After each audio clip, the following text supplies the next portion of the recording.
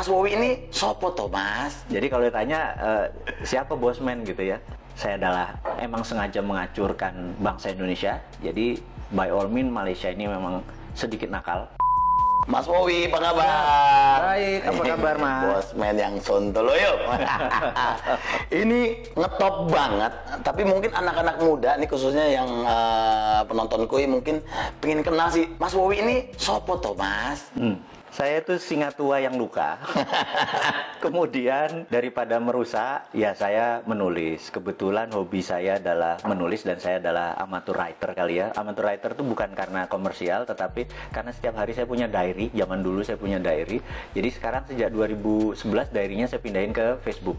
Cuman nama peristiwanya saya sadurkan supaya saya ada memori sedikit gitu ya. Nah saya heran kenapa buku harian saya dibaca orang, itu aja yang saya heran gitu. Jadi kalau ditanya siapa Bosman gitu ya, saya adalah amateur writer. Gokil, amateur writer tapi bisa memprediksi masa depan. By data, tapi always by data ya. Mas Wowi katanya pernah mewawancarai 400 teroris. Sebutin 5 tersangka teroris yang susah ketebak gitu. Jadi dari 2009 sampai 2013 saya memang aktif sekali di dalam membantu negara karena saya merasa terorisme itu adalah act of war, atau terorisme itu adalah tindakan perang yang terkecil. Jadi perang sel, dan dia menggunakan aksi teror atau menakut-nakuti. Tujuannya kalau di negara berkembang seperti Indonesia berbeda dengan sebuah aksi teror di negara maju seperti misalnya di Jepang gitu. Kalau di sebuah negara maju, aksi teror dipakai untuk merubah kebijakan. Kalau di negara berkembang seperti di Indonesia adalah merubah pemerintahan.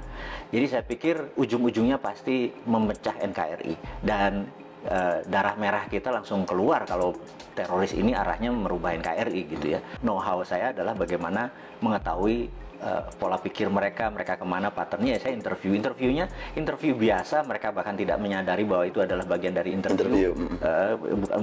Bukan sekedar bukan collect data, bahkan kita ada cara untuk bertanya. Yang menarik adalah seorang Malaysia, agen dari Inggris yang namanya Nurdin M. Top, emang sengaja mengacurkan bangsa Indonesia. Jadi by all means Malaysia ini memang sedikit nakal. Kita disusupi dengan Nurdin M. Top, dan dia punya kemampuan linguistik pattern yang sangat luar biasa. Beberapa kali dokumen saya menyaksikan, dia dalam kurang dari 5 menit bisa membuat orang teriak Toto Allahu Akbar dan berani jihad. Bener-bener cara pengerubah itunya, dan itu menggunakan dengan waking hypnosis, alias dia tidak memakai orang yang tutup mata tidur gitu ya, seperti yang di komersial itu. Dia menggunakan kayak uya-uya ya. Dan itu kelihatan masih rendah memang ilmunya yang menggunakan tidur itu hipnosis. Tapi waking hypnosis itu benar-benar sadar, mata terbuka, kesadaran penuh, dan dia menggunakan linguistik pattern yang sangat luar biasa. Polanya saya pelajari, saya bilang gila nih orang, 5 menit aja anak. Waktu itu saya lihat ada videonya di Cirebon, 2 anak, cewek 1, cowok 1 dipanggil ngomong tentang jihad, Toto Allahu Akbar, dan bersiap mati untuk doktrin yang ditaruh oleh Nurdin M. Top. Saya bisa bilang gila nih kalau didiemin gitu ya. Nah, tapi ya bersyukurnya bahwa dia udah selesai, chapter itu udah selesai, dan selama 5 tahun itu pengalaman menarik buat saya, berkontribusi sedikit. Bukan saya adalah bagian dari lembaga tertentu, tapi ini adalah berkontribusi sedikit bagaimana supaya terorisme yang mengatasnamakan agama, yang mau mecah belah NKRI sekarang bisa dikatakan sudah selesai. Tapi yang jelas yang menjadi pahlawan menurut saya adalah Pak Tito Karnavian, orang-orang yang di dunia kepolisian saat ini, yang dialah actionnya ya. Kalau saya kan cuma polanya atau patternnya atau mindsetnya saja yang saya pelajari. Mudah-mudahan menjawab apa sedikit. Yes, waduh, saya nanya saya yang merinding. Nah, Mas Wowi, pertanyaan ketiga kan, Mas Wowi pernah bilang nih, orang-orang harus paham cara dunia ini bekerja. Bisa nggak sih Pak di-share poin terpenting, minimal kita sebagai orang awam tuh harus ngerti apa sih maksudnya gitu, dunia ini bekerja tuh seperti apa gitu? How the world work, bahasa Inggris susah bener ya. How the world work. Gitu. Jadi tidak pernah berubah sejak tahun 45. Jadi sebelum tahun 45 dunia ini bergeser jauh, tapi setelah tahun 45 ke sini dunia ini tidak bergeser jauh. Setelah Long Telegram, ada sebuah buku yang menarik yang ditulis George F. Kennan, di mana dia adalah menaruh foreign policy yang diatur adalah Eropa adalah negara produsen, Amerika negara produsen, kemudian Timur Tengah adalah negara energi, kemudian Afrika adalah bahan bakunya Timur Tengah, Amerika Latin adalah bahan bakunya Amerika, kemudian Asia seperti Indonesia, Asia Tenggara, India, dan China adalah market. Kalau market itu tidak boleh miskin, tidak boleh kaya, gitu ya. Nah, kalau negara produsen harus kaya. Negara sumber bahan alam tidak boleh kaya. Bahkan harus lebih miskin daripada negara market, gitu ya. Itu memang disetel seperti itu. Suatu hari di tahun 80-an, 90-an, di mana musuh Amerika adalah Soviet, zaman presidennya adalah Ronald Reagan. Mereka fokus di Timur Tengah karena energi, dan tahun 91 Soviet rata tanah. Fokus mereka terhadap energi itu lupa bahwa ternyata China membangun manufaktur. Dan China membangun manufaktur itu bukan sendirian, dia dengan geng globalis dalam tanda petik ini ya. Tahun 80-an itu masuk ke China hanya sebagai labor murah. China membangun produksi. Nah, begitu China 20 tahun kemudian, dunia shock di tahun 2008 pada saat Olimpiade Beijing. Di situ dunia shock karena China mendadak menjadi negara produsen, dan Amerika udah telat, realize-nya, sadarnya sudah telat gitu. Ternyata China udah merubah dirinya menjadi negara produsen gitu. Kalau dia negara produsen, maka dia harus punya satu market, dua sumber bahan baku. Cina itu bahan bakunya dari nggak usah dijawab gitu ya. Dan negara yang jadi bahan baku itu harus miskin. Dan negara yang jadi pasarnya dia yaitu Amerika dan Eropa tidak boleh kaya, tidak boleh miskin. Itu disetel sama Cina sekarang. Jadi kalau pemerintah tidak paham how the work, bener ya? Ya kayak sekarang ini kita kayak kikuk mau dagang apa salah semua, pertanian tidak bisa independen, pupuk aja impor dan lain sebagainya karena nggak ngerti gitu ya. Nah, kita coba mengingatkan bahwa kalau sebagai Anda pengelola negara tapi nggak ngerti how the work, ya seperti sekarang berantakan. Nah, ini kita buka makanya. Mas Wowi, ini kan kalau orang awam nih ngelihat propaganda di dunia ini kan ya bisa jadi hoax gitu ya. Sebenarnya propaganda itu rumornya tuh ada nggak sih yang kayaknya nggak mungkin gitu, tapi it's real gitu. Propaganda itu ilmu makrifat, ilmu tertinggi dari strategi mempengaruhi orang lain. Jadi yang paling rendah namanya agitasi. Agitasi itu adalah mengajak. Provokasi mengajak dan bergerak. Propaganda adalah changing mindset. Jadi ini semua bertahap. Mengajak dulu, mengajak dan bergerak, kemudian changing mindset. Propaganda itu bukan sekedar informasi satu aja, itu masih agitasi namanya. Propaganda itu changing mindset. Misalnya kita ingin Indonesia ini negaranya khilafah gitu. Ini contoh saja. Mereka punya cara melakukan agitasi, provokasi supaya nanti oh iya ya, kita harus merubah menjadi khilafah. Itu contoh propaganda. Namanya changing mindset. Jadi kalau sepotong-sepotong nggak bisa dibilang itu propaganda. Jadi harus hati-hati, sepotong-sepotong ini bagian dari puzzle-puzzlenya ini. Counter propagandanya pun kita udah harus siap. Gitu, ada counter propaganda. Oh, ini bagian dari propaganda, bagian dari agitasi, bagian dari provokasi, bagian dari kita harus ada counternya. Saat ini dunia intelijen harusnya punya divisi itu. Mudah-mudahan sadar. Karena sadar itu dalam artian karena ilmu ini bergeser terus, ilmu komunikasi massa ini bergeser terus. Dulu adalah menggunakan koran, dulu menggunakan TV, dulu menggunakan radio, sekarang menggunakan apapun. Jadi sekarang ini perangnya bukan battle ground, bukan perang ground, tapi battle space. Nah, kemampuan battle space kita ini, perang di udara tadi, bukan satelitnya, bukan sekedar internetnya, bukan sekedar sosmednya, tapi kontennya ini benar-benar tidak sesederhana yang seperti kita bayangkan. Nah, di sana dokter-dokter semua, iya kan, bukannya seseorang yang ilmu pengetahuan akan psikologinya nggak mateng gitu. Jadi saya pikir banyak yang harus kita pelajari. Jadi sekali lagi anak-anak muda yang di bawah 40 tahun yang saya bilang nanti 4 tahun lagi berkuasa itu kesempatan Anda belajar. Karena yang tua-tua nggak mungkin belajar kan. Terlambat. Kalau sekarang yang lagi Mas Wowi dalemin, khususnya di Indonesia ini lagi ada propaganda apa sih? Saat ini yang saya lihat kita terjadi pelemahan di dalam memahami namanya sovereignty atau kedaulatan. Ekonomi kita tidak berdaulat, finance kita tidak berdaulat, bahkan sumber daya alam kita tidak berdaulat. Bisa diambil contoh gini, kita udah dikadali sama Freeport. Dikadali Freeport tuh gini, Grasberg itu adalah tambang tembaga. Kita cuma dapat koper konsentrat. Setelah diproses jadi konsentrat, dikirim anoda slime, dikirim tadi, dan kita tidak mendapatkan benefit koper konsentrat. Apa itu benefit? Begitu dia masuk ke smelter, maka outputnya adalah gold, 100 ton per tahun, platinum 50 ton, dan ada uranium dari rare earth. Kita tidak mendapatkan benefit tersebut.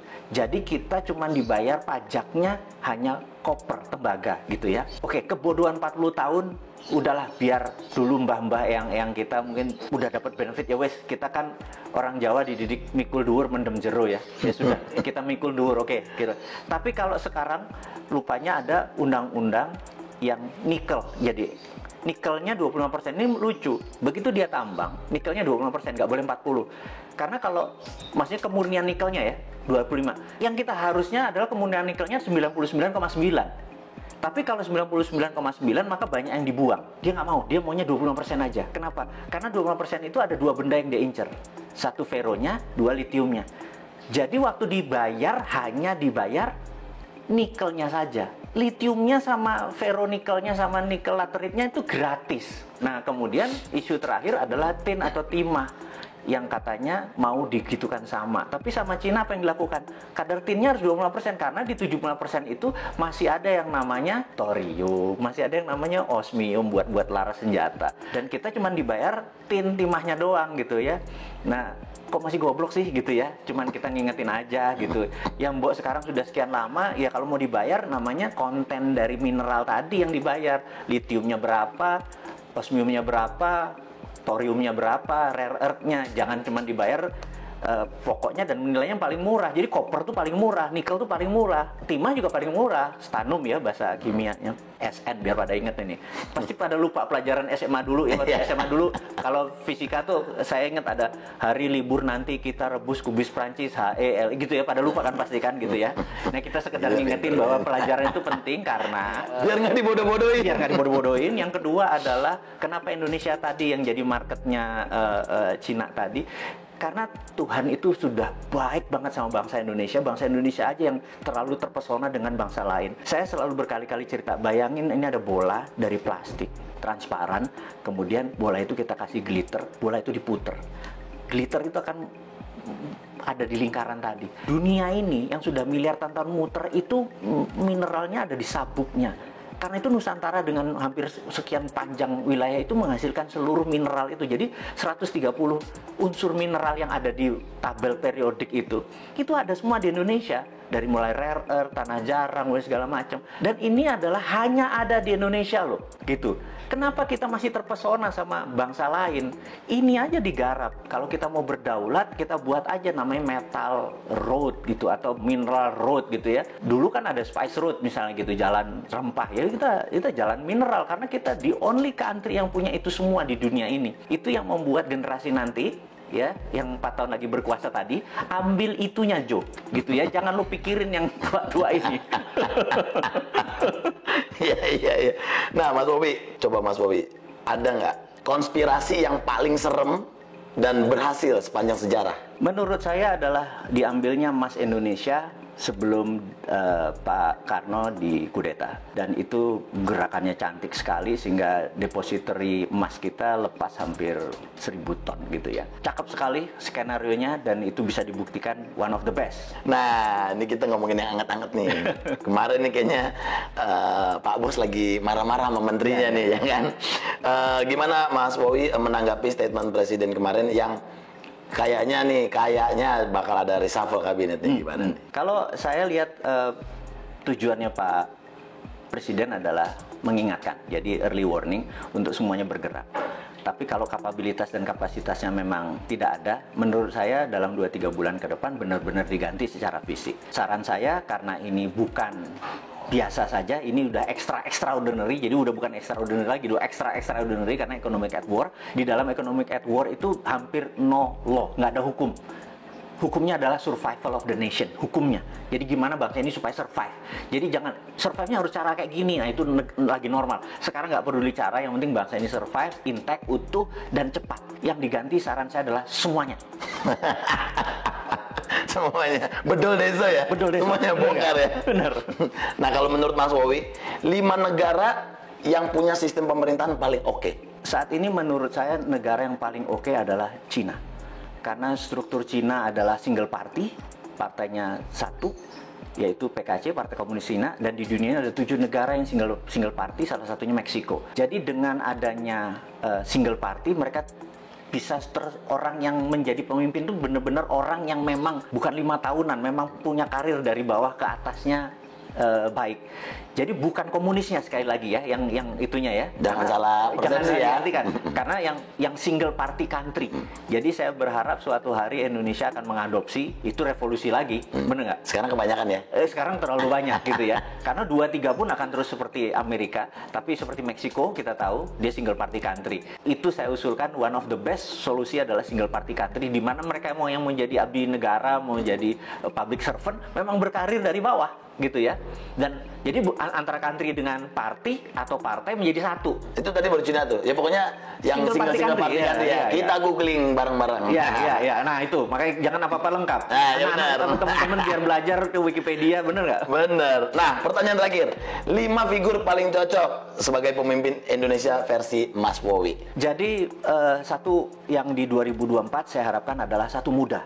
Anak-anak muda ya. Iya, muda kalau bisa milenial. Milenial artinya tidak lebih 44 tahun. Yang kedua adalah dia nasionalis, jadi bukan globalis. Ketiga dia harus religius, gitu ya. Terus dia percaya terhadap pluralisme, perbedaan, dan sangat toleran. Jadi ya, kalau ada di dalam satu figur, dia adalah figur yang paling cocok memimpin negara ini. Mantap. Mas Wowi, thank you banget waktunya, sukses. Pokoknya kita tunggu nanti ocehan-ocehan dari Mr. Bossman, ya kan, yang selalu kontroversi tapi menarik untuk diikuti. Sekali lagi thank you buat waktunya di Kuy Entertainment. Thank you.